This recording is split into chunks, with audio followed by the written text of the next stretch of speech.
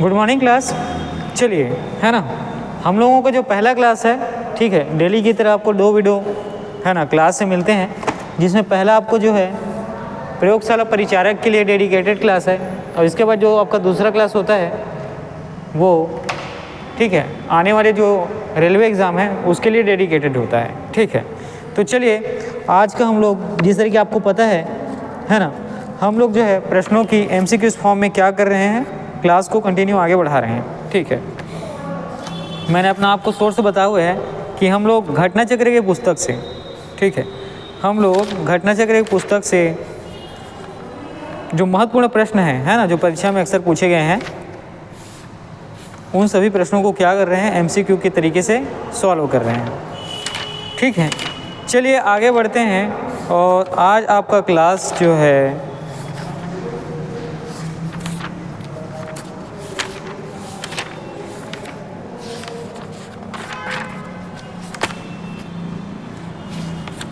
ठीक है। हम लोगों ने पिछला क्लास कौन सा पढ़ाया था, किसी को याद है? कोई कमेंट बॉक्स में कमेंट करेंगे। चलिए आज हम लोग देखते हैं, है ना, आगे लास्ट क्लास आपका मेरे ख्याल से प्रकाश का था, ठीक है। आपका जो लास्ट क्लास था वो जो है हम लोगों ने प्रकाश को पढ़ा था, ठीक है। प्रकाश के बाद अब हम लोग आगे बढ़ते हैं और देखते हैं, ठीक है। वैसे मैंने आप लोगों को कहा हुआ था कि इसके लिए एक क्लास और भी मैं ला सकता हूँ करके, है ना।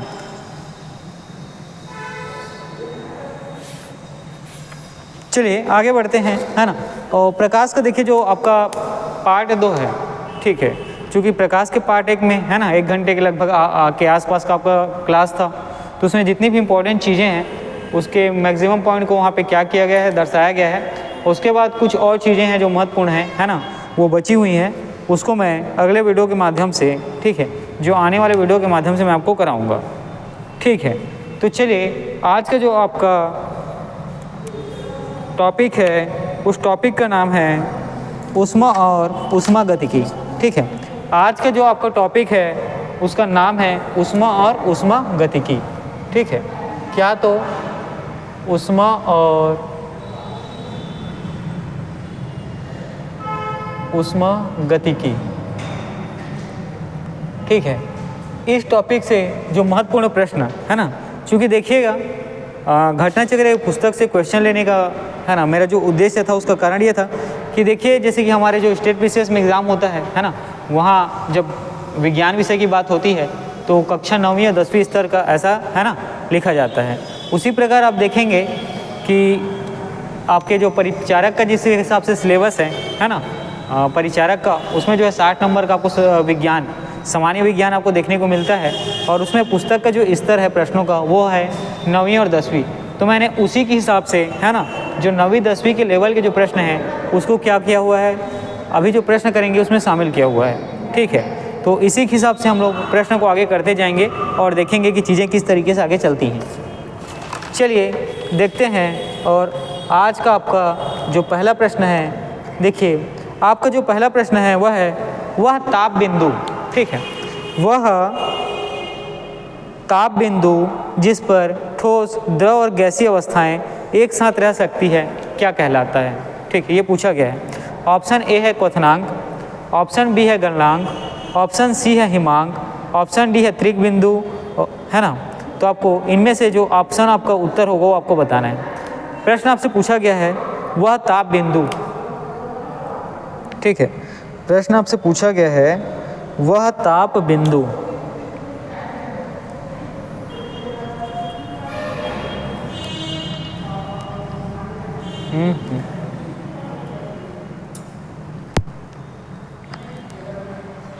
देखिए प्रश्न आपसे पूछा गया है वह ताप बिंदु, ठीक है, वह ताप बिंदु, उस ताप को आपको बताना है, उस ताप के पॉइंट को आपको बताना है जिस पर ठोस, द्रव और गैसीय अवस्थाएं एक साथ रह सकती हैं, ठीक है, जिस पर ठोस, द्रव और गैसीय अवस्थाएं, ठीक है, एक साथ रह सकती हैं, ठीक। और आपको मैंने ऑप्शन बताया हुआ था क्वथनांक, गलनांक, हिमांक या त्रिक बिंदु। तो आपका ऑप्शन डी जो है सही होगा, और ये होगा त्रिक बिंदु, ठीक है, ऑप्शन डी आपका सही होगा और ये क्या होगा तो त्रिक बिंदु। चलिए आगे बढ़ते हैं और आपका अगला प्रश्न देखते हैं। देखिए आपका अगला प्रश्न है संवहन द्वारा ऊष्मा का स्थानांतरण हो सकता है। ठीक है, संवहन द्वारा ऊष्मा का स्थानांतरण हो सकता है। ऑप्शन ए है ठोस एवं द्रव में, ठीक है। ऑप्शन बी है ठोस एवं निर्वात में। ऑप्शन सी है गैस एवं द्रव में और ऑप्शन डी है निर्वात एवं गैस में। ठीक है, देखिए जो आपका अगला प्रश्न है संवहन द्वारा, ठीक है, संवहन द्वारा ऊष्मा का स्थानांतरण हो सकता है। ठीक, ऊष्मा का स्थानांतरण हो सकता है और ये किस में होता है, तो यहाँ पे जो आपका ऑप्शन हाँ सी ये सही होगा, ये होगा गैस एवं द्रव। ठीक है, क्या होगा तो गैस एवं द्रव, आपको याद रखना है। ठीक, चलिए आगे बढ़ते हैं और आपका जो अगला प्रश्न है उसको हम लोग क्या करेंगे, पढ़ते हैं और उसके उत्तर को देखते हैं कि कौन सा सही होगा। ठीक, चलिए आपका जो अगला प्रश्न है, ये अगला प्रश्न में पूछा गया है कि जो थर्मस फ्लास्क में लंबे समय तक तरल गर्म या ठंडा रहता है क्योंकि ऊष्मा की कोई हानि अथवा प्राप्ति नहीं होती। देखिए आजकल एक थर्मस का क्या आता है, पानी का बोतल आता है, साथ में टिफ़िन भी आता है। ठीक है, तो थर्मस के बोतल में होता क्या है एक्चुअल में, जब उसमें आप गर्म पानी भर के रखते हैं तो क्या होता है, थोड़े लंबे समय तक क्या होता है, गर्म रहता है। ठीक है, थोड़े लंबे समय तक एज ए कंपेयर, मतलब जो नॉर्मल पानी की बोतल में गर्म पानी भरते हैं तो कुछ टाइम बाद है ना, कुछ घंटों बाद क्या होता है, वो ठंडा हो जाता है। लेकिन थर्मस की बोतल में करेंगे तो नॉर्मल जो पानी बोतल है उसकी अपेक्षा उससे है ना अधिक समय तक क्या होता है, वो वैसा ही रहता है, गर्म का गर्म ही रहता है। तो इसका कारण क्या है ये आपसे पूछा गया है। तो देखिए आपका ऑप्शन है संचालन, ऑप्शन बी है संवहन एवं विकिरण और ऑप्शन सी है, इसमें ए और बी दोनों को बताया गया, मतलब संचालन, संवहन और विकिरण तीनों को। ठीक है, तो चलिए आपका जो तीसरा प्रश्न है देखिए। ठीक है, चलिए आपका जो तीसरा प्रश्न है वो देखिए, इसमें कहा गया है कि थर्मस फ्लास्क में, ठीक है, थर्मस फ्लास्क में, ठीक है, तरल गर्म एवं ठीक है ठंडा रहता है और इसमें ऊष्मा की कोई हानि अथवा प्राप्ति नहीं होती। इसका कारण क्या है, तो याद रखेंगे पहला तो है संचालन, ठीक है, एक होता है आपका विकिरण, ठीक है, एक होता है विकिरण और एक और चीज़ें इसमें शामिल होती है जिसको आप संवहन कहते हैं। इन तीनों के ही कारण जो है थर्मल फ्लास्क में है ना, कोई चीज़ें गर्म रहती है तो ज़्यादा समय तक क्या होती है, वो गर्म रह पाती हैं, है ना। तो थर्मस फ्लास्क का तरल गर्म एवं है ना, गर्म है तो क्या रहेगा, गर्म ही रहेगा और ठंडा है तो ठंडा ही रहेगा। इसका कारण क्या है, तो आपको याद रखना है संचालन, विकिरण और संवहन। ठीक है, चलिए आगे बढ़ते हैं, देखेंगे आपका अगला प्रश्न 100 डिग्री है ना सेंटीग्रेड की वाष्प द्वारा उत्पन्न जलन उसी ताप के पानी द्वारा उत्पन्न जलन से अधिक गंभीर होती है क्योंकि इसका कारण है ए वाष्प एक गैस होती है, बी वाष्प द्वारा अधिक ऊष्मा दी जाती है, ठीक है, ऑप्शन सी वाष्प अधिक ज्वलनशील होती है, ऑप्शन डी वाष्प द्वारा अधिक दाब उत्पन्न किया जाता है। ठीक है, तो देखिए 100 डिग्री सेंटीग्रेड तापमान पर वाष्प द्वारा उत्पन्न जलन उसी ताप के पानी द्वारा उत्पन्न जलन से अधिक गंभीर होता है। ठीक है, यहाँ ये पूछा गया है कि 100 डिग्री सेल्सियस पर, ठीक है, ताप का जो जलन होता है, ठीक है, किसके, वाष्प ताप का जो जलन होता है ना, वो पानी द्वारा उत्पन्न जलन के, ठीक है, पानी द्वारा उत्पन्न जलन के या जलन से गंभीर होता है। इसका कारण क्या है, तो देखिए आपके ऑप्शन के हिसाब से ऑप्शन बी इसका आंसर हो जाएगा, वाष्प द्वारा अधिक ऊष्मा दी जाती है। ठीक है, ऑप्शन बी आपका उत्तर हो जाएगा, वाष्प द्वारा अधिक ऊष्मा दी जाती है। ठीक है, वाष्प द्वारा अधिक ऊष्मा दी जाती है।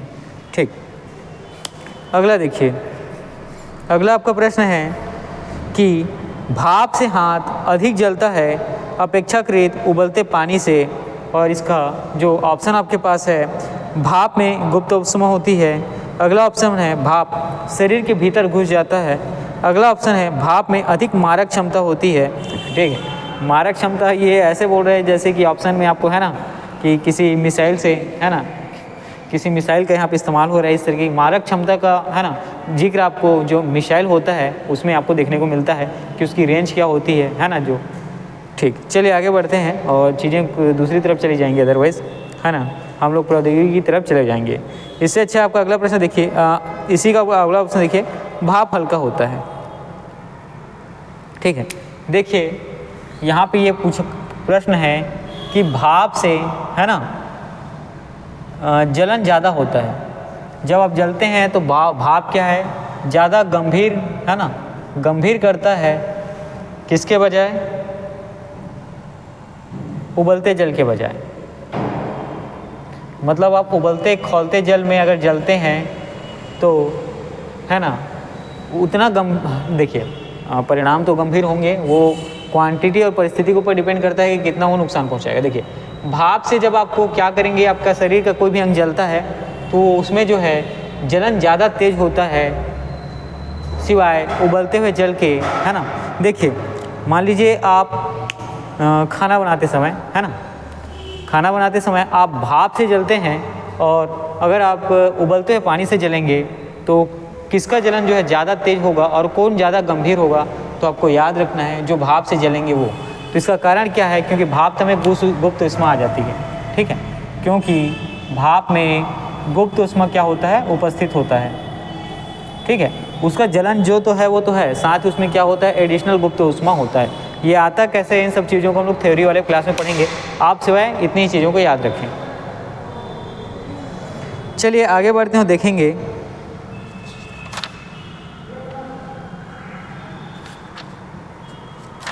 देखिए आपका अगला प्रश्न है, कितना तापमान होने पर पाठ्यांक सेल्सियस और फ़ारेनहाइट तापमापियों में एक ही होंगे।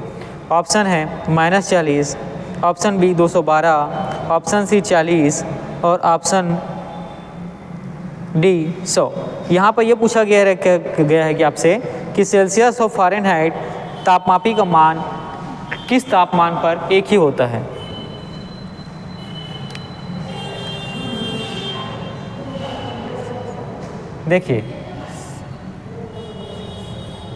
देखिए सेल्सियस व फ़ारेनहाइट पर, ठीक है, सेल्सियस व फ़ारेनहाइट पर आपको याद रखना है किस तापमान पर सेल्सियस और फ़ारेनहाइट का वैल्यू जो है समान होता है। तो आपको याद रखना है -40 डिग्री सेंटीग्रेड पर। कितना, तो -40 डिग्री सेंटीग्रेड पर।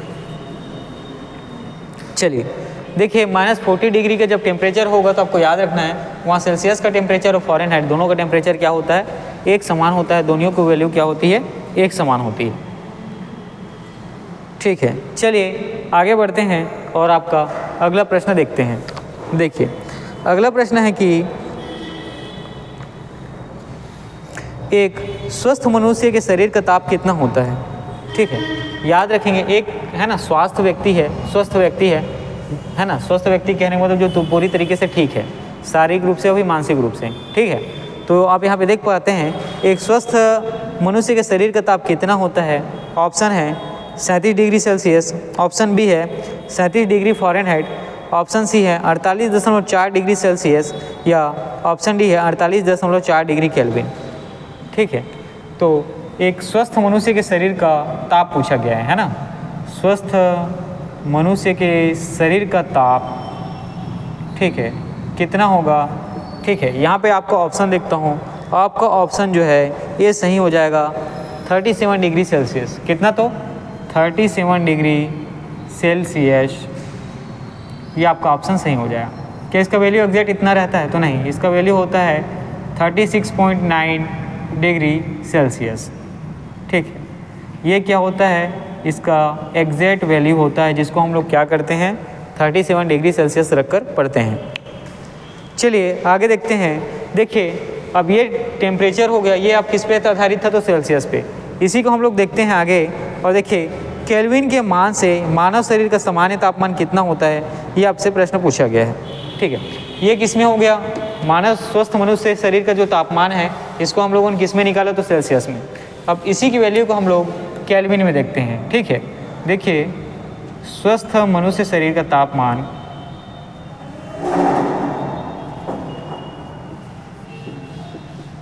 आप केल्विन में देखते हैं और आपका ऑप्शन है, यहाँ पे ऑप्शन है देखिए ए 280। ठीक है, आपका अगला ऑप्शन है बी 290, आपका अगला ऑप्शन है सी 300 और आपका अगला ऑप्शन है डी 310। तो देखिए यहाँ पर आपका ऑप्शन डी 310 जो है क्या हो जाएगा, सही हो जाएगा।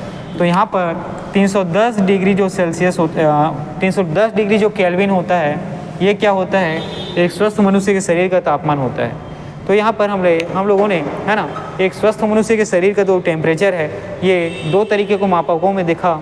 एक में देखा सेल्सियस में, जिसका वैल्यू होता है 37 डिग्री सेल्सियस, और दूसरा आपका था केल्विन में, जहाँ पर मनुष्य शरीर का जो तापमान है ये होता है 310 डिग्री केल्विन। तो इन दोनों चीज़ों को आप याद रखेंगे। और क्या एग्जैक्ट वैल्यू 37 होती है, तो जी नहीं, इसका आंसर है 36.9 डिग्री सेल्सियस जो है एग्जैक्ट उसका वैल्यू होता है।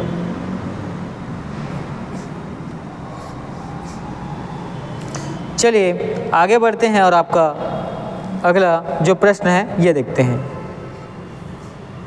देखिए यहाँ पर फ़ारेनहाइट पैमाने पर, ठीक है, चलिए ये न्यूमेरिकल क्वेश्चन है, न्यूमेरिकल क्वेश्चन को हम लोग अलग से ही सॉल्व करेंगे। ठीक है, यहाँ पर इन चीज़ों को हम लोग शामिल नहीं करते हैं, ये चीज़ें दूसरी तरफ चली जाएंगी फिर। ठीक, देखिए ठंडे देशों में पारा के स्थान पर अल्कोहल को तापमापी द्रव के रूप में वरीयता दी जाती है, इसका कारण क्या है? ऑप्शन ए, अल्कोहल का द्रव्यमान क्या होता है, निम्नतर होता है। दूसरा ऑप्शन बी, अल्कोहल ऊष्मा का बेहतर संचालक होता है। ऑप्शन सी, अल्कोहल पारा से अधिक सस्ता होता है। ठीक है, और ऑप्शन डी, अल्कोहल का विश्व उत्पादन पारा से अधिक होता है। ठीक है, देखिए जो ठंडे देश हैं, है ना, जो ठंडे देश हैं वहाँ, ठीक है, तापमापी में, ठीक है, वहाँ तापमापी में पारे की जगह, ठीक है, पारे की जगह एल्कोहल का इस्तेमाल किया जाता है या एल्कोहल को ज़्यादा प्राथमिकता दी जाती है। इसका कारण क्या होता है? एल्कोहल का निम्न द्रव्यांक। ठीक है, इसका कारण क्या है? एल्कोहल का जो निम्न या निम्नतर, है ना, द्रव्यांक क्या होता है, इसका कारण होता है। तो इसका कारण क्या है? निम्न द्रव्यांक। ठीक है, चलिए आगे बढ़ते हैं। देखिए कि किस तरीके से ये चीज़ें होती हैं, है ना, ये जब हम लोग थ्योरी की क्लास करेंगे तो वहाँ वो सारी चीज़ों को क्लियर किया जाएगा। ठीक है, ये प्रयोगशाला का है तो इसमें जितनी भी चीज़ें, है ना, यहाँ पे शामिल किया गया है उसी के आसपास ही आपको प्रश्न देखने को मिलेंगे। ठीक है, डायरेक्ट उसी तरीके के ही प्रश्न देखने को आपको यहाँ से मिलेंगे। ठीक है, चलिए इसमें अब, है ना, आप स्टेट पीसीएस का एग्ज़ाम समझ के उस तरीके से ना पढ़ें। चलिए आगे प्रश्न है, स्वचालित इंजनों हेतु निम्नलिखित में से कौन सा हिमरोधी के तौर पर प्रयुक्त होता है? ठीक है, जो गाड़ी का इंजन होता है, ठीक है, तो गाड़ी के इंजनों में हिमरोधी के तौर पर किसका प्रयोग किया जाता है, ये आपको प्रश्न में पूछा गया है। ऑप्शन ए है एथेनॉल, ऑप्शन बी है एथिलीन ग्लाइकॉल, ऑप्शन सी है मेथनॉल और ऑप्शन डी है प्रोपिल अल्कोहल। देखिए यहाँ पर जो स्वचालित ईंधन होता है, ठीक है, स्वचालित ईंधन में इंजन में, ठीक है, स्वचालित इंजन में जो द्रव हिमरोधी, ठीक है, हिमरोधी के रूप में किसका इस्तेमाल किया जाता है, ये आपको प्रश्न पूछा गया है। और यहाँ पर आपका ऑप्शन देखिए, यहाँ पर आपका ऑप्शन बी है ना, एथिलीन ग्लाइकॉल। ठीक है, एथिलीन ग्लाइकॉल ये आपका सही उत्तर होगा।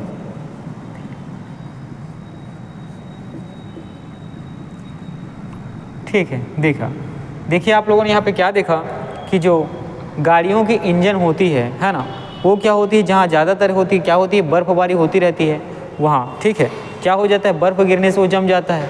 तो इंजन का इतना कम टेम्परेचर में, है ना, क्या होने का, जमने का, या इंजन के ईंधन का, है ना, जमने का क्या होता है, जो प्रोबेबिलिटी है वो क्या होता है, मैक्सिमम होता है ना, ज़्यादा चांस होता है कि क्या हो जाएगा, उसका इंजन भी, है ना, इंजन का जो लिक्विड है और साथ में जो इंजन का ऑयल हो क्या होता है, जम जाता है। तो उसी से बचाने के लिए उसमें, है ना, उस पेट्रोल डीजल में क्या मिलाया जाता है, तो याद रखेंगे एथिलीन ग्लाइकॉल। क्या मिलाया जाता है, तो एथिलीन ग्लाइकॉल। चलिए आगे बढ़ते हैं, आपका अगला प्रश्न देखते हैं कि परम शून्य ताप क्या होता है। ये आपका प्रश्न है। ऑप्शन ए किसी भी तापमान पैमाने का आरंभिक बिंदु। ऑप्शन बी सैद्धांतिक रूप से न्यूनतम संभव तापमान। ऑप्शन सी वह तापमान जिस पर सभी द्रव पदार्थों के वाष्प जम जाते हैं। ऑप्शन डी वह तापमान जिस पर सभी पदार्थ वाष्पीय अवस्था में होते हैं। तो परम शून्य ताप क्या होता है? तो यहाँ पे आपका ऑप्शन जो है बी सही हो जाएगा, सैद्धांतिक रूप से न्यूनतम संभव तापमान। ठीक, परम शून्य ताप क्या होता है? तो आपको याद रखिएगा सैद्धांतिक रूप से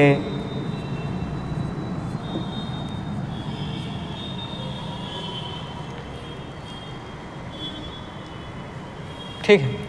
देखिए सैद्धांतिक रूप से ये चीज़ें क्या आपके प्रश्न में दी गई हैं, लेकिन ये यहाँ पे न्यूनतम संभव तापमान ही है ना, इतनी चीज़ों को आप याद रखेंगे। न्यूनतम संभव तापमान या संभावना तापमान जो है यही क्या होता है? परम शून्य ताप होता है। ठीक है, चलिए आगे बढ़ते हैं और देखेंगे आपका अगला प्रश्न।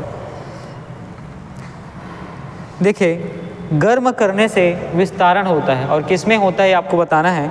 ऑप्शन ए केवल ठोस पदार्थ में। ऑप्शन बी पदार्थ का भार बढ़ जाता है। ऑप्शन सी पदार्थ का घनत्व घट जाता है।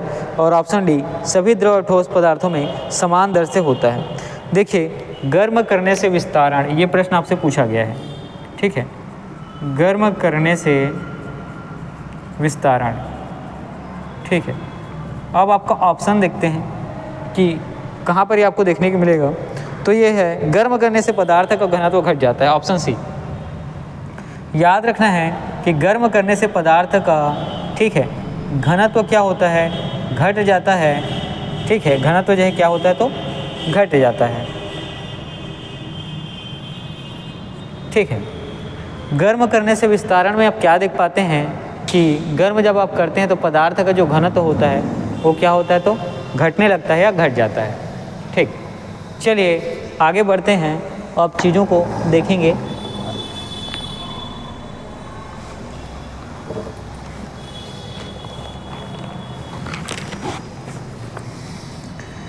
चलिए अब आपका अगला प्रश्न है, जब बर्फ़ पिघलती है तब क्या होता है? आयतन बढ़ जाता है, आयतन घट जाता है, द्रव्यमान बढ़ता है या द्रव्यमान घटता है? देखिए यहाँ पर प्रश्न पूछा गया है कि बर्फ़ जो है पिघलती है तो होता क्या है, ये आपका प्रश्न पूछा गया है। आपको याद रखना है आयतन घटता है। क्या होता है? तो आयतन घटता है। ठीक है, चलिए आगे बढ़ते हैं और देखते हैं आपका अगला प्रश्न। थर्मोस्टेट का प्रयोजन क्या है? ठीक है, प्रश्न पूछा गया है थर्मोस्टेट का प्रयोजन क्या है। ऑप्शन ए है तापमान को नापना। ऑप्शन बी तापमान को बढ़ाना। ऑप्शन सी तापमान को स्थिर रखना। ऑप्शन डी ताप को विद्युत में बदलना। तो थर्मोस्टेट का प्रयोजन क्या है? तो यहाँ पर ऑप्शन सी तापमान को स्थिर रखना, ये आपका क्या होगा? आंसर होगा। ठीक है, थर्मोस्टेट का प्रयोजन क्या है?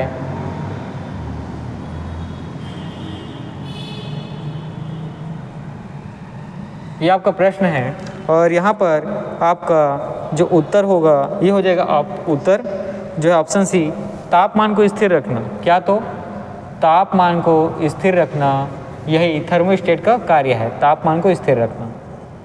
ठीक है, चलिए आगे बढ़ते हैं और आपका अगला प्रश्न देखते हैं। थर्मोस्टेट संबंधित होता है किससे? तो यहाँ पर ऑप्शन में है आर्द्रता से, तापक्रम से, हवा से या बादल से। देखिए थर्मोस्टेट किस काम में आता है? तो तापमान से। तो याद रखेंगे थर्मोस्टेट संबंधित किससे? तो तापक्रम से। ठीक है, संबंधित किससे? तो तापक्रम से।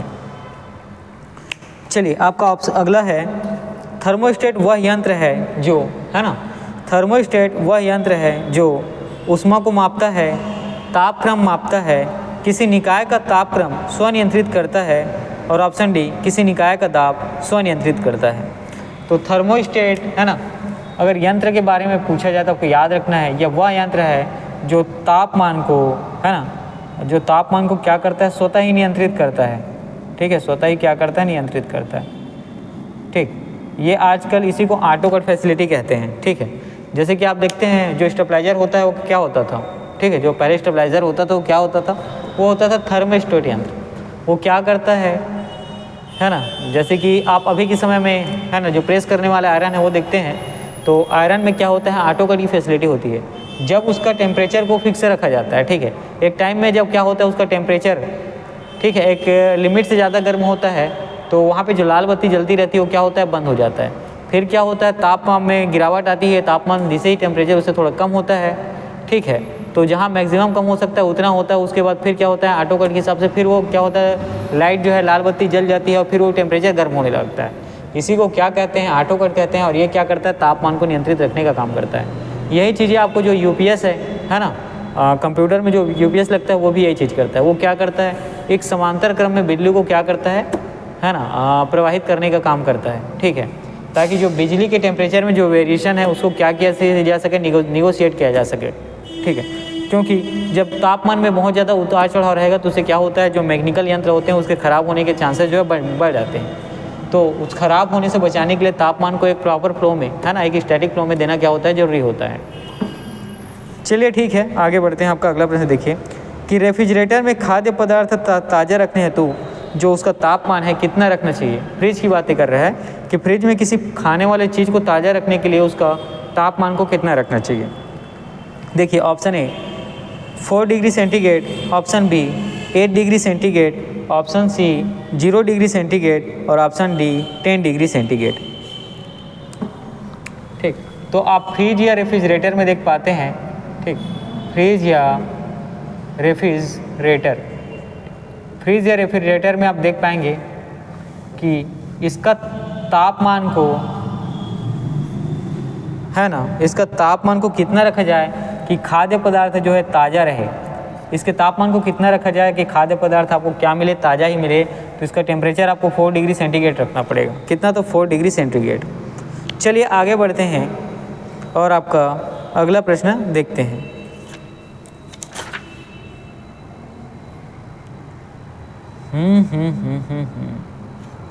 देखिए, कुछ चीज़ें यहाँ कथन और कारण के रूप में दी गई हैं। आपके पेपर में इस तरह के प्रश्न नहीं आएंगे, कथन और कारण से संबंधित नहीं आएंगे। जितने भी चीज़ें आएंगी वो, है ना, ऐसे प्रश्न, है ना, आपको पेपर में देखने को मिल सकते हैं। लेकिन ये बहुत बड़ी प्रश्न नहीं आएंगे, बहुत बेसिक सा प्रश्न आएगा और जो प्रश्न आएगा ऊपर से रहेगा, ठीक है। ज़्यादा डीप में पूछने की संभावना आपके परिचारक के हिसाब से तो नहीं है। फिर भी उसके ऑप्शन में थोड़ा सा हम लोग क्या करेंगे, जो इजी है उसके बाद जो मॉडरेट है और जो ज़्यादा डिफ़िकल्ट है। तो डिफ़िकल्ट में बहुत कम चीज़ों को हम लोग क्या करेंगे, पढ़ने की कोशिश करेंगे। बहुत कम चीज़ों को जो मैक्सिमम जहाँ से प्रश्न पूछे जाते हैं उस क्षेत्र को हम लोग क्या हिट एंड ट्रायल के माध्यम से देखेंगे। और जो अपना लेवल रहेगा परिचारक के लिए ज़्यादातर, है ना, इजी टू मॉडरेट लेवल के बीच का ही आपको देखने को मिलेगा। और मॉडरेट से थोड़ा सा ऊपर जा सकते हैं, लेकिन बहुत ही डिफिकल्ट प्रश्नों की तरफ हम लोग नहीं जाएंगे। तो देखिए, यहाँ पे कथन और कारण में कहा गया है कि बर्फ़ का टुकड़ा पेय को ठंडा बनाता है। अब कारण देखिए, बर्फ़ पिघलने के लिए पेय से गुप्त ऊष्मा लेता है जिससे पेय ठंडा हो जाता है। तो इसमें पूछा गया है दोनों में सही कौन सा है। देखिए, बर्फ़ का टुकड़ा पेय को ठंडा बनाता है, ठीक है। मतलब एक पानी आप लेते हैं, नॉर्मल पानी ही ले लेते हैं, ठीक है, तो उसमें आप बर्फ़ का टुकड़ा डालेंगे, मतलब ठंडा बर्फ़ का टुकड़ा आप उस पर डालते हैं तो क्या हो जाता है, वो ठंडा हो जाता है। तो ये चीज़ें क्या है, एकदम सही है, ठीक। और उसी के बाद फिर पूछा गया कि बर्फ़ पिघलने के लिए पेय से गुप्त ऊष्मा लेता है। तो देखिए, बर्फ़ जो है क्या करता है, उसको जब बाहर बर्फ़ का टेम्परेचर अलग होता है, ठीक है। बर्फ़ का टेम्परेचर आपको क्या होता है, पानी जब क्या होता है ना, जब उसका टेम्परेचर माइनस में जाता है तो बर्फ़ में जमता है, ठीक है। तो बहुत कम टेम्परेचर में क्या होता है, बर्फ़ बना रहता है। बर्फ़ को आप जब क्या करते हैं, खुला वातावरण में रखते हैं तो बर्फ़ होता है ठंडा। खुला वातावरण में मान लीजिए या तो गर्मी है या तो, है ना, बर्फ़ और खुला वातावरण के बीच क्या होता है, टेम्परेचर में वेरिएशन होता है। तो क्या होता है, बर्फ़ पिघलने लगता है। तो यहाँ पर स्थिति को देखिए आप कि बर्फ़ को किस में रखा गया, एक सामान्य पानी में। तो सामान्य पानी और बर्फ़ के टेम्परेचर के बीच आपको जो अंतर देखने को मिलता है, तो बर्फ़ क्या है करता है, पिघलने के लिए, ठीक है। बर्फ़ जो है पिघलने के लिए जो पेय पदार्थ आप या नॉर्मल पानी आप देते हैं उसका क्या करता है, गुप्त ऊष्मा को लेता है। और गुप्त ऊष्मा लेने के पश्चात ही वो क्या होता है, हमें ठंडक महसूस होता है। मतलब देखिए, एक पानी जैसे कि एक नॉर्मल पानी है और उसमें आप बर्फ़ डालते हैं तो बर्फ़ तो ठंडा है लेकिन पूरा पानी अभी नॉर्मल होता है। जब बर्फ़ का टुकड़ा आप उसमें डालते हैं तो बर्फ़ जो क्या करता है, जो पानी का जो गुप्त ऊष्मा है जिसके कारण वो क्या है, सामान्य में है ना, सामान्य टेम्परेचर में उसको अपने में सोख लेता है। और जैसे ही वो अपने में क्या करता है, ऑब्जर्व करता है, तो आपको चीज़ें क्या होती हैं, ठंडा महसूस होती हैं और पानी का, ग्लास का पानी जो है क्या होता है, ठंडा होता है।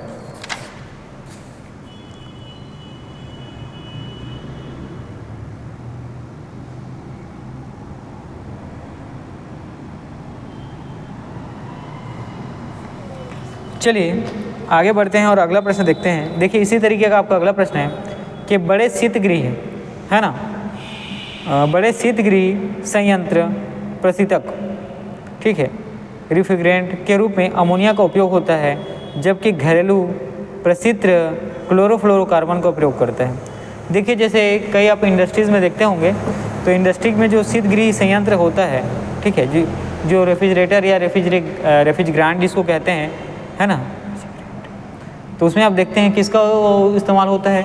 तो याद रखेंगे जो शीतगृह यंत्र है, ठीक है, जो शीतगृह यंत्र है इसमें आप देख पाएंगे किसका इस्तेमाल होता है, तो आपको याद रखना है अमोनिया का। ठीक, शीतगृह यंत्र में किसका इस्तेमाल होता है, तो आपको याद रखना है अमोनिया का। और साथ ही जो घरेलू है ना, घरेलू शीतगृह संयंत्र, घरेलू शीतगृह संयंत्र, इसके अंतर्गत कौन सा आता है, तो आपको याद रखना है घरेलू शीतगृह संयंत्र के अंतर्गत ये आपको रेफ्रिजरेटर या फ्रिज देखने को मिलता है ना। और इसमें इस्तेमाल होता है क्लोरोफ्लोरोकार्बन का, किसका, तो CFC क्लोरोफ्लोरोकार्बन का। ठीक है, चलिए आगे बढ़ते हैं और आपका अगला प्रश्न देखते हैं।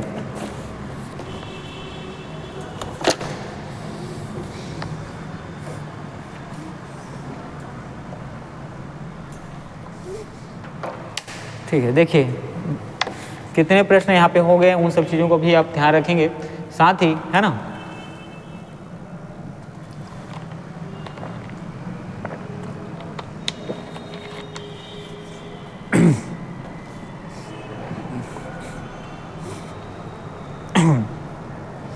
देखिए आपका अगला प्रश्न है कि नीचे दिए हुए एक धातु गोलक और धातु वलय के चित्रों पर, ठीक है, ध्यान दीजिए। जो धातु गोलक है और धातु गोला के चित्रों पर आप ध्यान दीजिए। देखिए इसको आप मान सकते हैं, है ना, किस तरीके की, एक मैं फिगर क्या करता हूँ, पॉइंट आउट करता हूँ। देखिएगा ये इस तरीके से है,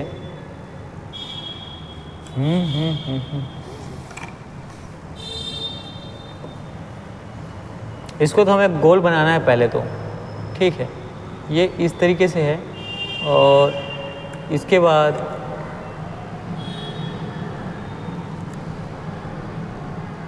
इसी के अंदर में इस तरीके से एक और गोल बना हुआ है। ये हो गया आपका धातु का गोलक, ठीक है। ये क्या है, तो आपको याद रखना है धातु का गोलक है, ठीक। ये हो गया है धातु का गोलक। अब इसमें प्रश्न देखिए किस प्रकार से पूछा गया है कि पत्ती से बने धातु वलय के छिद्र में, है ना, धातु गोलक भर जाता है, ठीक। मान लीजिए ये हिस्सा पहले का था, उसके बाद जो अंदर का हिस्सा है क्या किए हैं, उसको फिट किए हैं उसमें, ठीक है। और उसके बाद गोलक को गर्म करे तो वह अटक जाता है। पहले तो इसको क्या किए हैं, उसके अंदर में, है ना, पुट इन किए हैं, अंदर में घुसाए हैं। उसके बाद इसको गर्म करते हैं और गर्म करने के बाद क्या होता है, वो उसके अंदर में जाकर फंस जाता है, ठीक है। ये बताया गया है। परंतु यदि धातु वलय को गर्म करें, ठीक है, अभी आप लोगों ने क्या किया, जो अंदर का हिस्सा था, ठीक है, जो अंदर में जो वलय है और उसमें जो लगा है, बाहर में आप देख पाएंगे, है ना, बाहर में एक अलग वलय है, अंदर का अलग है। उसको हम लोग क्या किए, पहले गर्म किए फिर अंदर कर दिए, तो क्या हो गया, अटक गया। तो अभी बाहर वाले हिस्से को गर्म किए थे, अभी बाहर वाले हिस्से को गर्म किए थे। अब इसमें कहा गया है कि वह अटक जाता है, ठीक है। परंतु यदि धातु वलय को गर्म करें तो, और मान लीजिए जो अंदर का जो है, जो धातु वलय है, अंदर का जो वलय है, उसको आपको गर्म करेंगे तो क्या होगा। देखिए गोलक जो है क्या हो सकेगा, निकल सकेगा, क्योंकि तापन से प्रसार के कारण वलय का व्यास जो है बढ़ जाएगा, ऑप्शन ए। ऑप्शन बी, गोलक अटक जाएगा क्योंकि प्रसार के कारण छिद्र का व्यास जो है घट जाएगा। देखिए गोलक निकल सकेगा क्योंकि छिद्र का व्यास परिवर्तित नहीं होगा। ऑप्शन डी है, गोलक निकल सकेगा क्योंकि वलय में कोई परिवर्तन नहीं होता है। देखिए यहाँ पर आपका ऑप्शन सही है। देखिए अगर आप अंदर को गर्म करते हैं, ठीक है, तो इससे होगा क्या, उसका पकड़ कमज़ोर पड़ जाएगा। पकड़ कमज़ोर क्यों पड़ेगा, क्योंकि उसमें क्या होता है, फैलाव हो जाएगा। आप जो उष्मा देंगे, है ना, आप जब इसको गर्म करेंगे तो उसमें क्या होगा, प्रसार हो जाएगा। उसमें क्या होगा, प्रसार हो जाएगा। और जो फंसा हुआ गोलक है जिसको आप लोगों ने अटकाया, वो क्या हो जाएगा, बाहर निकल जाएगा। साथ ही तापमान के प्रसार के कारण इसमें क्या होता है, इसका जो व्यास होता है, व्यास मतलब जो डायमीटर, है ना, जब आप वृत्त पढ़ते होंगे तो वही चीज़ें हैं। तो यहाँ मैथ्स की क्लास नहीं चल रही, तो इसका एक्चुअल में जो व्यास होता है उसमें भी प्रसार होता है, ठीक है, जो व्यास होता है उसमें भी क्या होता है, प्रसार आपको देखने को मिलता है, ठीक है। तो आपका ऑप्शन ए सही हो जाएगा। गोलक क्या है, बाहर निकल सकेगा और साथ ही उसके व्यास में क्या हो जाएगा, बढ़ोतरी देखने को मिलेगी, वृद्धि देखने को मिलेगी। चलिए आगे बढ़ते हैं और आपको अगला प्रश्न देखते हैं। ठंड के दिनों में लोहे के गुटके और लकड़ी के गुटके को प्रातःकाल छुएं तो लोहे का गुटका ठंडा ज़्यादा लगता है, क्योंकि ऑप्शन है ए देखिए, लोहे का गुटके का ताप लकड़ी के गुटके के ताप से कम होता है। अगला देखिए, लकड़ी की तुलना में लोहा ऊष्मा का अच्छा चालक है। उसके बाद अगला ऑप्शन देखिए सी, लकड़ी की तुलना में लोहा ऊष्मा का खराब चालक है। और ऑप्शन डी है, लोहे का टुकड़ा लकड़ी से भारी होता है। देखिए आप यहाँ पे क्या करते हैं, एक लोहा लिए हैं, है ना, आप एक लोहा और लकड़ी को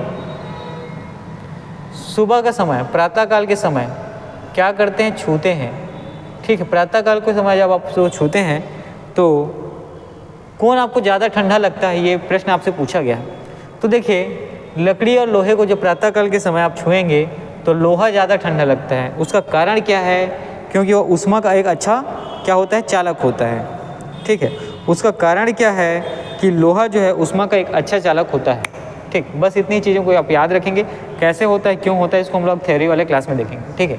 तो ये जनरली इस चीज़ें हैं, इसमें ज़्यादा विस्तृत से नहीं बताया जा रहा है आपको, क्योंकि ये चीज़ें क्या है, डेली प्रैक्टिकल लाइफ में आप देख के अनुभव करते होंगे, है ना। ठंडी के दिन में कभी आप क्या करना, लकड़ी को छूना और लोहे की किसी भी चीज़ को छूना, जो चीज़ें आपको ज़्यादा ठंडक महसूस होती है, तो ठंडक महसूस हो रही है, इसका मतलब क्या है, गर्मी और ठंडी है, या क्या बताता है, तापमान को। तो ये क्या होता है, तापमान का अच्छा चालक होता है, ठीक है। चाहे गर्मी हो चाहे ठंडी हो, गर्मी के दिनों में आप किसी लोहे को क्या करना, धूप में छोड़ दिए रहना और उसके ठंडे होने का वेट करना, बहुत लंबा टाइम लगेगा उसको ठंडे होने। उसी प्रकार ठंड के दिनों में क्या होता है, बहुत ठंडा रहता है, इसको गर्म होने में भी बहुत टाइम लगता है। तो क्या करता है, ये उस तापमान को क्या करता है, तापमान या ऊष्मा का, ठीक है, तापमान या ऊष्मा का अच्छा चालक होता है। आपको इतना ही याद रखना है, क्या होता है, अच्छा चालक होता है। सुचालक इस्तेमाल भी कर सकते हैं, अच्छा चालक होता है, ठीक है। चलिए आगे बढ़ते हैं, आपका अगला प्रश्न देखते हैं। यदि हवा का तापमान बढ़ता है तो उसकी जल वाष्प ग्रहण करने की क्षमता क्या होगी, ये आपसे प्रश्न पूछा गया है। ऑप्शन ए है घटती है, ऑप्शन बी है बढ़ती है, ऑप्शन सी पहले घटती है फिर बढ़ती है, और ऑप्शन डी कोई प्रभाव नहीं पड़ता। देखिए यदि हवा का तापमान, ठीक है, बढ़ता है, यदि हवा का तापमान बढ़ता है तो याद रखेंगे पूछा गया कि जल वाष्प ग्रहण करने की क्षमता क्या क्या होती है, जल वाष्प ग्रहण करने की क्षमता क्या होती है। तो देखिए हवा में अगर यदि तापमान क्या होता है, बढ़ा रहेगा, तो जल वाष्प जो है कम बनेगा, क्योंकि जल वाष्प को क्या कर लेता है, वो तेज़ी से ग्रहण करेगा। जल वाष्प को क्या करेगा, तो तेज़ी से ग्रहण करेगा। इसका मतलब क्या है, ग्रहण करेगा, तेज़ी से मतलब बढ़ेगा, ठीक। हवा में तापमान यदि बढ़ता है तो जो जल वाष्प है ना, जल वाष्प ग्रहण करने की क्षमता है वो भी क्या होगी, तो बढ़ जाएगी, आपको याद रखना है। चलिए ठीक है, आगे बढ़ते हैं और आपका अगला प्रश्न देखते हैं। देखिए तेज हवा वाली रात्रि में ओस नहीं बनती, इसका कारण क्या है। ये दोनों चीज़ें एक ही तरीके के प्रश्नों के इंडिकेट कर रही हैं, और आपका ऑप्शन है वाष्पीकरण की तेज, वाष्पीकरण की जो तेज है ना दर है, वो क्या होती है, तेज हो जाती है। ऑप्शन बी हवा में नमी कम होती है, ऑप्शन सी तापमान ऊंचा रहता है, और ऑप्शन डी आकाश साफ नहीं होता। देखिए प्रश्न है आपका, तेज हवा वाली रात्रि में, ठीक है, तेज हवा वाला अगर कोई रात है तो उस रात जो है ओस क्या होता है, नहीं बनती या बहुत कम बनती है। इसका कारण क्या है, क्योंकि तेज हवा क्या होता है, जल वाष्प का वाष्पीकरण तेज करता है। क्या करता है, तेज हवा जो है वाष्पीकरण, तेज हवा में वाष्पीकरण मतलब जल वाष्प को ग्रहण करने की क्षमता क्या होती है, या दर बढ़ जाती है। चलिए अगला प्रश्न देखते हैं। आपका अगला प्रश्न है कि देखिए ये प्रश्न है, निम्न में से कौन सा कथन सही है या नहीं, ये आपको बताना है, ठीक है। आपको कथन सही है या नहीं इसके बारे में बताना है। और देखिए यहाँ पे ऑप्शन ए है एयर कंडीशनर, ठीक है, एसी की बात हो रही है ना, जो आजकल आप लगाते हैं गर्मी के दिनों में, ठीक है, और हमारे इंस्टीट्यूट में भी आपको देखने को मिलेगा। और एयर कूलर दोनों तापक्रम नियंत्रित करते हैं। Option A. Option B, air conditioner और एयर कूलर दोनों आर्द्रता को नियंत्रित करते हैं। ऑप्शन सी, एयर कंडीशनर आर्द्रता नियंत्रित करता है परंतु एयर कूलर आर्द्रता नियंत्रित नहीं करता। ठीक है। और ऑप्शन डी है, दोनों वायु की गति को नियंत्रित करते हैं। ठीक, चलिए इसी को आगे हम लोग समझेंगे आगे के प्रश्नों में। देखिए, ठीक है, यहाँ पे कहा गया है कि एयर कंडीशनर और एयर कूलर के बारे में बात हो रही है। ठीक है, एयर कंडीशनर का मतलब जो एसी है, ठीक है, और साथ ही एयर कूलर जिसको हम लोग पानी वाला कूलर बोलते हैं, है ना।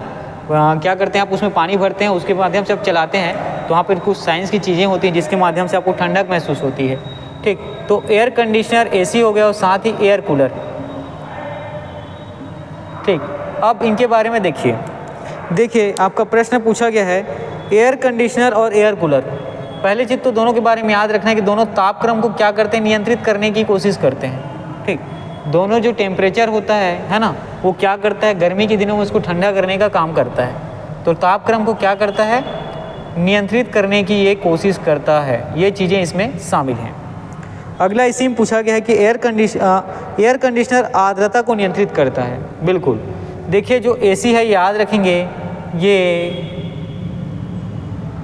ठीक है, गर्मी के दिनों में जी आप कूलर क्या करेंगे, चालू करते रहते हैं। अगर वो क्या करता है, आर्द्रता को नियंत्रित नहीं कर पाता है, तो आपको क्या महसूस होता है। ठीक है, तो आप देखते हैं, तो आप, है ना, जिसको आप क्या, आप लोग हिंदी छत्तीसगढ़ी में वो कहते हैं। ठीक, खैर चलिए वो थोड़ी चीज़ें के ऐसे साइंस की भाषा में समझिए कि एसी जो है क्या करता है, आर्द्रता को नियंत्रित करने की कोशिश करता है, जबकि एयर कूलर जो है आर्द्रता को नियंत्रित करने की कोशिश नहीं करता है। आपको याद रखना है, एयर कूलर जो है ना, आर्द्रता को नियंत्रित नहीं करता है। ठीक है, एयर कूलर जो है आर्द्रता को नियंत्रित नहीं करता है। और एक मिनट है, चलिए हम लोग आगे कंटिन्यू करते हैं। देखिए एसी के बारे में आप लोगों ने देखा यहाँ पे कि एसी क्या करता है, जो आर्द्रता होता है उसको क्या करता है, नियंत्रित करने की कोशिश करता है। और साथ ही जो एयर कूलर है ये जो है आर्द्रता को नियंत्रित करने की कोशिश नहीं करता है। साथ ही याद रखेंगे दोनों जो है तापक्रम को नियंत्रित करने की कोशिश करता है। ठीक है, तापक्रम को नियंत्रित करने की कोशिश करता है, मतलब देखिए जब आप एसी चलाते हैं और एयर कूलर चलाते हैं तो गर्मी के दिनों में आपको क्या होता है, ठंडक महसूस होता है। तो गर्मी का टेम्परेचर जो तापमान बढ़ा होता है उसको ये क्या करता है, कम करने की कोशिश करता है, साथ ही नियंत्रित करता है। दूसरी चीज़ें क्या देखने को मिलती हैं, जो आर्द्रता है ना, आर्द्रता से संबंधित चीज़ों को केवल, ठीक है, एसी के माध्यम से क्या किया जाता है, कंट्रोल किया जाता है। और एयर कूलर में आप लोग देखते हैं गर्मी के दिनों में कभी कभी, है ना, जो आपको उमस का फील होता है, ठीक है, उमस जो फील होता है जिसको आप लोग छत्तीसगढ़ी में भभकता बोलते हैं, तो वो क्या होता है एयर कूलर में। क्यों, उसका कारण है कि आप एयर कूलर को चलाते रहते हैं और आपको उमस महसूस होता है, साथ ही, है ना, जो भभकने की चीज़ें आपको देखने को मिलती है, ठीक है, जो महसूस होता है, उसका कारण क्या है, आर्द्रता को ना नियंत्रित कर पाना। ठीक है, क्या है, तो उसका कारण आर्द्रता को ना नियंत्रित कर पाना। चलिए आगे बढ़ते हैं और आपका अगला प्रश्न हम लोग देखते हैं।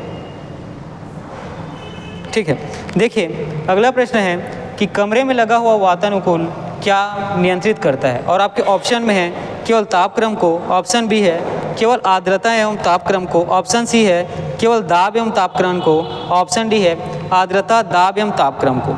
ठीक है, तो यहाँ पर आप याद रखेंगे एसी के बारे में। ठीक है, यहाँ केवल आपका एसी को इंडिकेट करके प्रश्न पूछा गया है, जिसमें एसी को आप याद रखेंगे ये आर्द्रता, ठीक है, आर्द्रता को भी नियंत्रित करता है और साथ ही तापक्रम को भी नियंत्रित करने की कोशिश करता है। ठीक है, चलिए आगे बढ़ते हैं और आपका अगला प्रश्न हम लोग देखते हैं कि डेजर्ट कूलर द्वारा शीतलन किस पर आधारित है। जो आप लोग एयर कूलर इस्तेमाल करते हैं, है ना, पानी भर के जिसका इस्तेमाल किया जाता है, वो आपको ठंडक, पानी भरने के बाद जैसे आप उसको चालू करते हैं थोड़ी देर बाद वो आपसे क्या होता है, ठंडक महसूस कराते हैं। ठीक, इसका कारण क्या है, वो कौन से सिद्धांत पे काम करता है, तो याद रखना है आपको वाष्पन शीतलन। ठीक है, किस पे, तो वाष्पन शीतलन। जो डेजर्ट कूलर होता है ना, जो डेजर्ट कूलर होता है इसके बारे में याद रखेंगे कि आपको ठंडक महसूस कराता है, उसका सिद्धांत क्या है, तो याद रखेंगे वाष्पन और शीतलन। ठीक है, वाष्पन शीतलन के सिद्धांत से क्या करता है, आपको ठंडक महसूस कराता है। ठीक है, अगला देखिए, कमरे को ठंडा किया जाता है। ऑप्शन ए है पानी के बहने से, ऑप्शन बी है संपीड़ित गैस को छोड़ने से, है ना, ऑप्शन सी है रसोई घर से, और ऑप्शन डी है ठोस को पिघलाने से। तो देखिए कमरे के, है ना, आपका अगला प्रश्न जो है, कमरे को ठंडा किया जाता है। ठीक, कमरे को ठंडा किया जाता है। ठीक है, इसका जो आपका ऑप्शन बी है ये आपका आंसर सही हो जाएगा, जिसमें संपीड़ित गैसों को छोड़ने से। आपको याद रखना है, ठीक है, संपीड़ित गैसों को छोड़ने से आपको कमरे में ठंडा क्या होता है, महसूस होने लगता है। और यही गैसें, है ना, संपीड़ित गैसें आपको किस में देखने को मिलते हैं, एसी में देखने को मिलता है, और साथ ही फ्रीजर में। तो कौन चीज़ें होती हैं, है ना, किस तरीके की चीज़ें होती हैं, उन सब चीज़ों को मैं आपको बताऊँगा।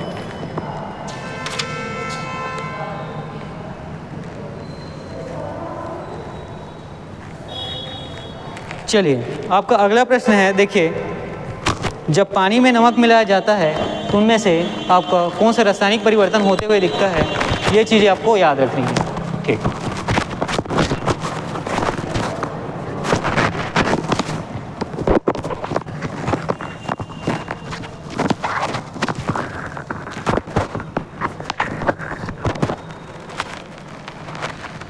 कंटिन्यू करेंगे और बात है। चलिए ठीक है, वो आपके, है ना, सीनियर सर खरे सर द्वारा मुझे आमंत्रित किया गया था थोड़े टाइम के लिए, है ना, बोले कि सर थोड़ा घर से ठंडा पानी और क्या बोलते हैं सर जो पिलाए, है ना, वो, है ना, जो शीतलन द्रव सर के द्वारा लाया गया था। चलिए ठीक है, आगे बढ़ते हैं और अब कंटिन्यू करते हैं।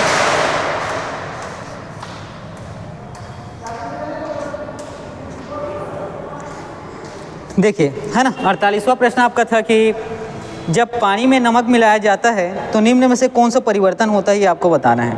ठीक है, आपका ऑप्शन है क्वथनांक बढ़ता है और जमाव बिंदु घटता है, ऑप्शन बी है क्वथनांक घटता है और जमाव बिंदु बढ़ता है, आपका ऑप्शन सी है क्वथनांक और जमाव बिंदु दोनों घटते हैं, ऑप्शन डी है क्वथनांक और जमाव बिंदु दोनों बढ़ते हैं। देखिए प्रश्न है, जब पानी में नमक मिलाया जाता है, ठीक है, पानी में जब क्या होता है, नमक मिलाया जाता है, ठीक है, पानी में जब नमक क्या होता है, मिलाया जाता है, तो यहाँ पे आप देख पाते हैं कि होता क्या है। ऑप्शन के हिसाब से ऑप्शन ए आपका सही होगा। इसमें देखिए पानी में जब आप नमक मिलाते हैं, ठीक है, तो क्या करता है, पानी का क्वथनांक बढ़ जाता है। ठीक है ना, आप देखे होंगे घर में जब, है ना, क्या करते हैं कुकर में, ठीक है, कुकर में कोई सब्जी को अगर जल्दी पकाना है, ठीक है, जैसे गोभी हो गया, आलू हो गया, तो उसमें क्या करते हैं, आप थोड़ा सा नमक डालेंगे तो क्या होता है, वो जल्दी पकता नहीं है। एक्चुअल में होता क्या है, पानी का क्वथनांक बढ़ा देता है। ठीक है, पानी का वो क्वथनांक बढ़ाता है, जिसके कारण वो क्या होता है, जल्दी पकता है। ठीक है, तो यहाँ पर आप क्या देख पाते हैं कि क्वथनांक क्या होता है, बढ़ जाता है। ठीक है, क्वथनांक क्या होता है, बढ़ जाता है।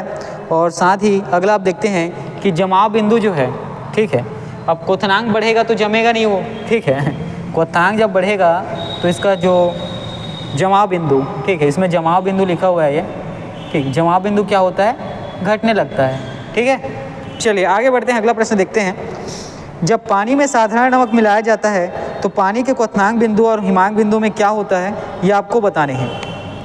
ठीक है, हाँ देखिए ये चीज़ें मैंने थोड़ी उल्टे बता दी आपको, है ना।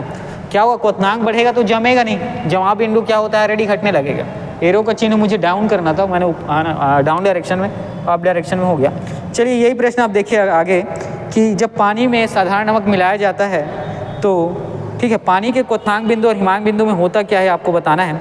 तो क्वथनांक बिंदु की आप याद रखेंगे, ये क्या होता है, बढ़ने लगता है। ठीक है, पानी का जो क्वथनांक बिंदु है क्या होता है, बढ़ता है, और हिमांक बिंदु क्या होता है, घटता है। ठीक है, यही चीज़ें हैं, इसी चीज़ों को क्या किया क्वेश्चन में फिर से रिपीट किया गया है।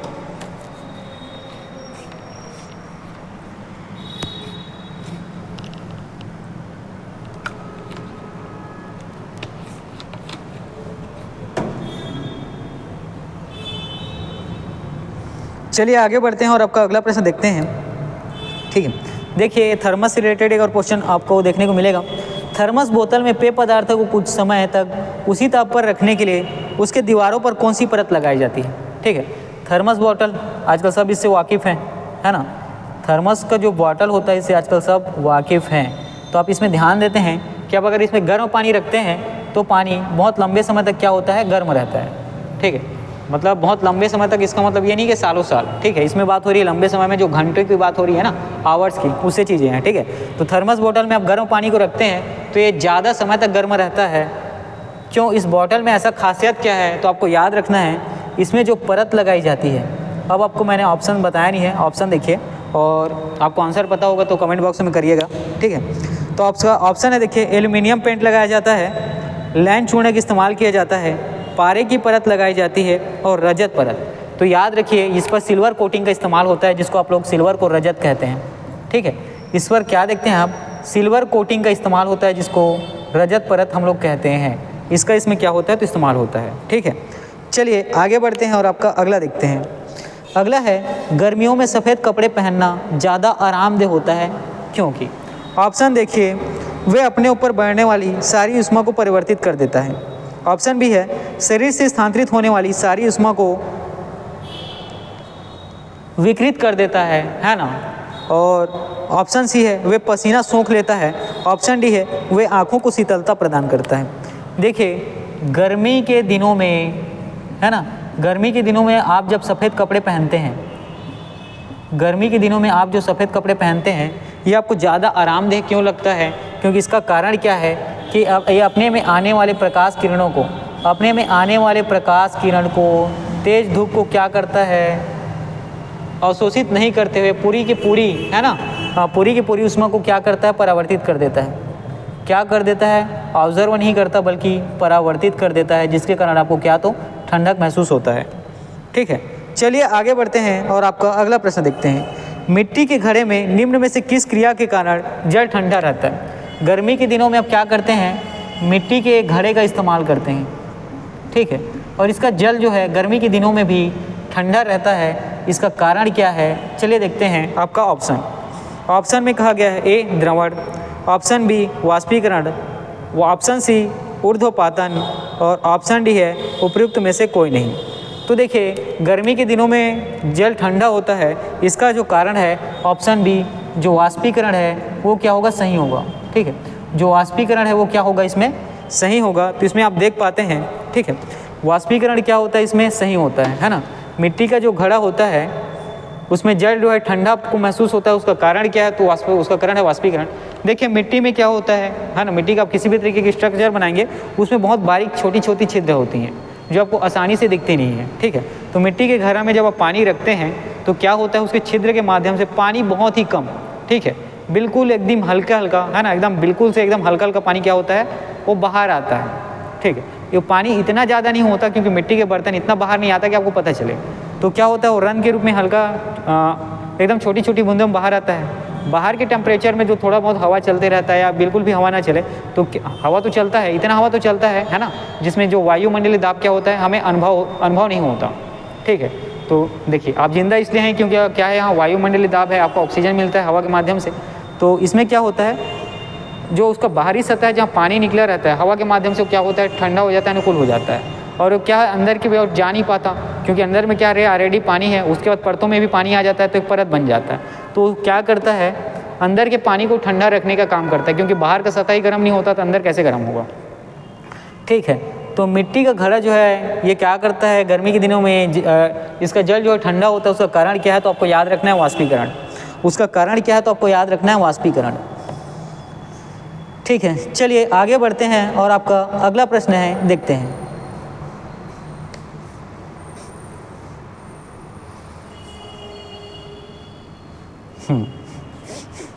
अगला प्रश्न देखिए कि शरीर की सतह से स्वेदन मतलब आप समझते हैं पसीना। ठीक है, स्वेदन मतलब जो पसीना है वो बहता है, तो इसे जल की हानि होती है। इसका कारण क्या है, आपको बताना है। शरीर की सतह से पसीना बहने द्वारा जल की हानि निर्भर करती है। ठीक है, शरीर से जो पसीना है ये क्या है, गर्मी के दिनों में बहता है, इसमें जल की जो हानि होती है किस पे निर्भर करता है, तो आपको बताएंगे। पहले तो सबसे पहले याद रखना, गर्मी का दिन है, मतलब टेम्परेचर ज़्यादा रहता है। ठीक है, तो वातावरण में जो ताप रहता है वो उसका कारण होता है। एक कारण क्या होता है, वातावरण में जो तापमान होता है वो इसका एक कारण होता है। साथ ही यहाँ पर आपको दूसरा कारण भी देखने को मिलता है, वातावरण में क्या होती है, आर्द्रता आपको देखने को मिलता है, नमी। दूसरा चीज़ क्या देखने को मिलता है आपको, यहाँ पर नमी देखने को मिलती है। इन दोनों की उपस्थिति के कारण आपका क्या होता है, पसीना निकलता है। ठीक है, गर्मी के दिनों में जो जल हानि होती है उसका कारण क्या होता है, गर्मी के दिनों का जो टेम्परेचर है वो ज़्यादा होता है, साथ ही नमी आपको क्या होती है, देखने को नहीं मिलती है। चले आगे, देखिए पसीने का मुख्य उपयोग पूछा गया है। ठीक है, देखिए पसीने जो बाहर आता है शरीर के गर्मी के दिनों में, उसका कारण क्या है, वो करता क्या है। ठीक, गर्मी के दिनों में जो शरीर में पसीना आता है, ठीक है, तो जो पसीना है ये करता क्या है, तो आपको याद रखना, पसीना जो है शरीर के तापमान को नियंत्रित करने का काम करता है। पसीना जो है आप याद रखेंगे, शरीर के तापमान को नियंत्रित करने का काम करता है। क्या, तो नियंत्रित करने का। चलिए आगे बढ़ते हैं और आपका अगला प्रश्न देखते हैं।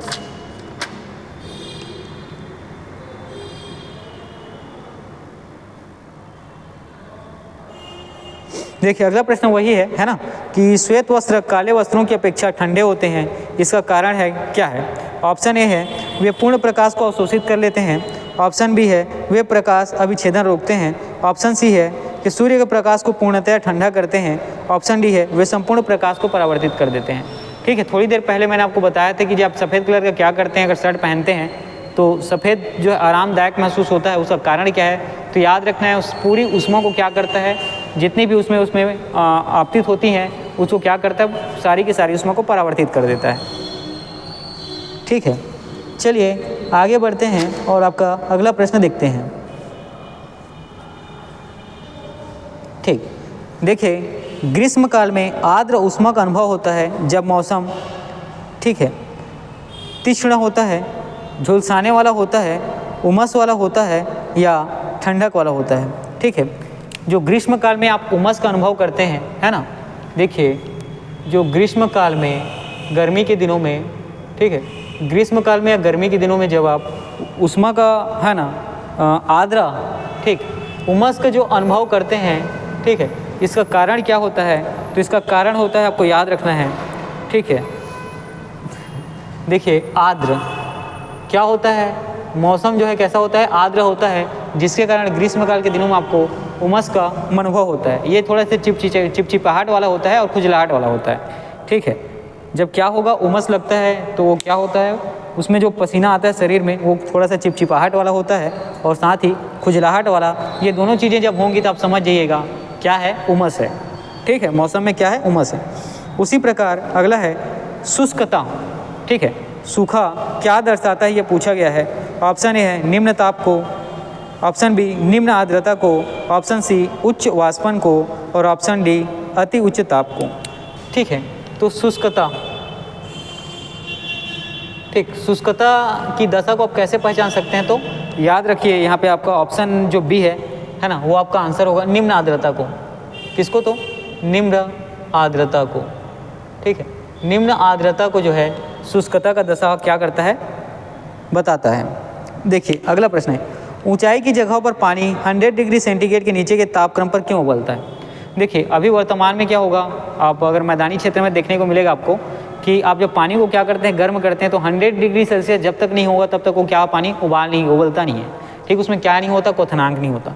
लेकिन पहाड़ों में, ठीक है, कहाँ, तो पहाड़ों में, ठीक है,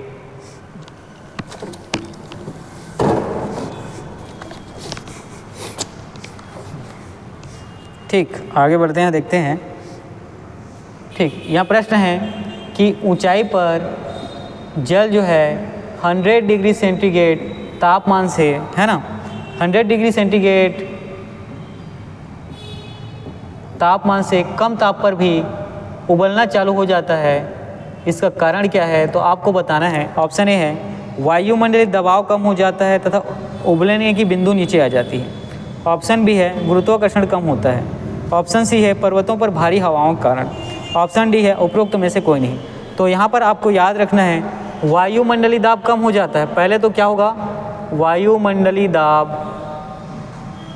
कम हो जाता है, साथ ही उबलने की जो बिंदु है, जो क्वथनांक बिंदु है ना, यहाँ पे उबलने की जो बिंदु है ये क्या होता है, नीचे चला जाता है। वायुमंडलीय दाब क्या होता है, कम हो जाता है, और उबलने की जो बिंदु है मतलब क्वथनांक बिंदु क्या होता है, नीचे हो जाता है। देखिए जब आप पहाड़ों में खाना बनाते हैं तो आपको याद रखना वहाँ खाना जल्दी पकता है। इसका कारण क्या है, क्योंकि वायुमंडलीय दाब जैसे जैसे आप ऊंचाई पर जाते हैं कम होते जाता है, पहला ये। दूसरा चीज़ जो उसको क्वथनांक बिंदु वो भी क्या होती है, कम होती जाती है। देखिए अगला प्रश्न है प्रेशर कुकर में, ठीक है, जनरली आजकल सबके घर में ये रहता है प्रेशर कुकर, ठीक। प्रेशर कुकर में जो खाना है वो जल्दी बनता है, इसका कारण क्या है? ऑप्शन ए, अधिक दाब पर पानी कम तापक्रम पर उबलने लगता है। ऑप्शन बी है, अधिक दाब पर पानी अधिक तापक्रम पर उबलने लगता है। पानी 100 डिग्री सेल्सियस पर ही उबलता है, लेकिन अधिक दाब पर ऊष्मा की मात्रा अधिक होती है। और ऑप्शन डी है, कुकर के अंदर संवहन धाराएं उत्पन्न हो जाती हैं। तो प्रेशर कुकर में खाना जो है जल्दी पकता है, इसका कारण क्या है, ठीक है।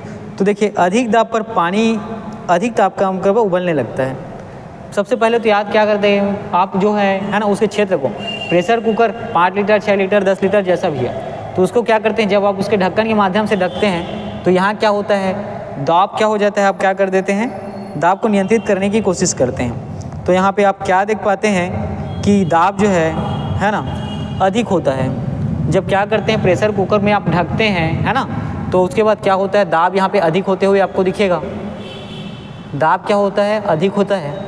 साथ ही ठीक, अब दाब अधिक हो गया, आप चीज़ों को क्या करते हैं एक जगह पे, है ना, केंद्रित करने की कोशिश करते हैं। ठीक, प्रेशर कुकर में मान लो आप लोगों ने पानी रखा और 10 आलू रखा पकाने के लिए, तो जैसे आप ढक्कन बंद करके उसको क्या करते हैं, ताप देते हैं, तो क्या होता है, धीरे धीरे वो क्या उसमें है ना, जो क्वथनांक है उबलने वाली बिंदु चालू हो जाती है।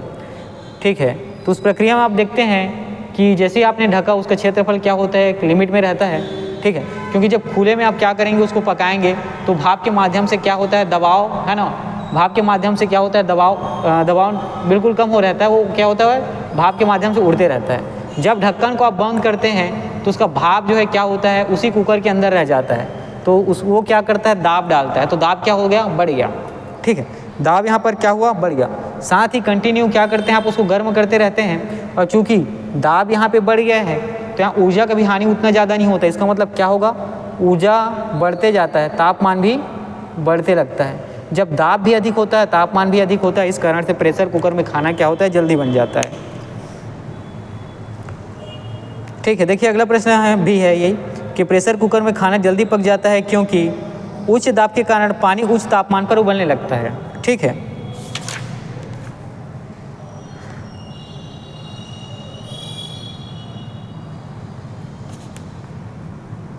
अगला प्रश्न है, देखिए जब पानी को 0 डिग्री सेंटीग्रेड से, है ना, 10 डिग्री सेंटीग्रेड तक गर्म किया जाता है तो उसका आयतन क्या होता है, आपको बताना है।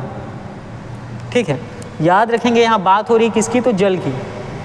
किसकी बात हो रही है, जल को। जल को 0 डिग्री सेल्सियस से, है ना, सेंटीग्रेड से 0 डिग्री सेंटीग्रेड से 10 डिग्री सेंटीग्रेड में आप क्या करते हैं, गर्म करते हैं। ठीक है, गर्म करते हैं तो आपके इसके आयतन में क्या परिवर्तन देखने को मिलता है, ये प्रश्न पूछा गया है। पहले तो आयतन आपको याद रखिएगा 0 डिग्री सेंटीग्रेड से 10 डिग्री सेंटीग्रेड में आप क्या करते हैं, जब चालू करते हैं तो 0 डिग्री सेंटीग्रेड होता है, ताप उसको प्राप्त होता है, धीरे धीरे बढ़ते जाता है, 10 डिग्री सेंटीग्रेड तक पहुंचेगा तो आयतन तो पहले घटेगा। आयतन क्या होता है, पहले घटता है और 10 डिग्री सेंटीग्रेड के बाद क्या होने लगेगा, बढ़ने लगेगा। चलिए, जब किसी बोतल में पानी भरा जाता है और उसे जमने दिया जाता है तो बोतल टूट जाती है, क्यों? ठीक, बोतल में क्या होता है, पानी को जमाते हैं, बोतल में पानी को जमाते हैं और ठीक है, बोतल में पानी को क्या किया जाता है, भरा जाता है, उसे जमने दिया जाता है तो बोतल यहाँ टूट जाती है। बोतल यहाँ टूट जाती है, इसके बोतल के टूटने का कारण क्या है, ये आपको प्रश्न में पूछा गया है। पानी जमने पर फैलता है। ठीक है, बोतल हिमांक पर सिकुड़ती है, बोतल के बाहर का तापक्रम अंदर से ज़्यादा होता है, पानी गर्म करने पर फैलता है। देखिए याद रखेंगे, अब पानी क्या करते हैं, है ना, पानी क्या होता है, तरल अवस्था में होता है, जब वो बर्फ़ में पहुंचता है, बर्फ़ की स्थिति में आता है, मतलब जब आप उसको ठंडा करेंगे तो जब वो बर्फ़ बनेगा तो क्या होता है, वो ठोस में परिवर्तित होते जाता है। तो पानी का क्या होता है, पानी जब बर्फ़ में बदलता है तो उसमें क्या होता है, प्रसार होता है। किस में होता है, तो बर्फ़ में। ठीक है, तो पानी जमने पर क्या होता है, फैलता है, और इसी फैलाव के कारण क्या होता है, प्रसार के कारण जो पानी का बोतल है क्या होता है, टूट जाता है। क्यों? तो फैलाव के कारण, फैलाव या प्रसार के कारण, दोनों ही एक ही चीज़ें हैं।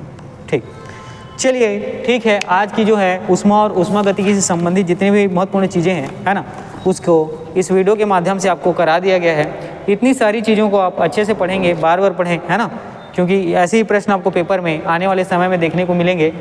ठीक है, चलिए आज का क्लास मैं यहीं एंड करता हूँ, और इसके बाद जो आपका अगला क्लास होगा वो हमारे सीनियर सर मिस्टर खरे जी के द्वारा आपको से लिया जाएगा, और जो आपका क्लास होगा वो मैथ्स और रीडिंग का। चलिए ठीक है, आज का क्लास मैं यहीं एंड करता हूँ। इतनी सारी चीज़ों को आप बार बार पढ़ें, अच्छे से पढ़ें। ठीक है।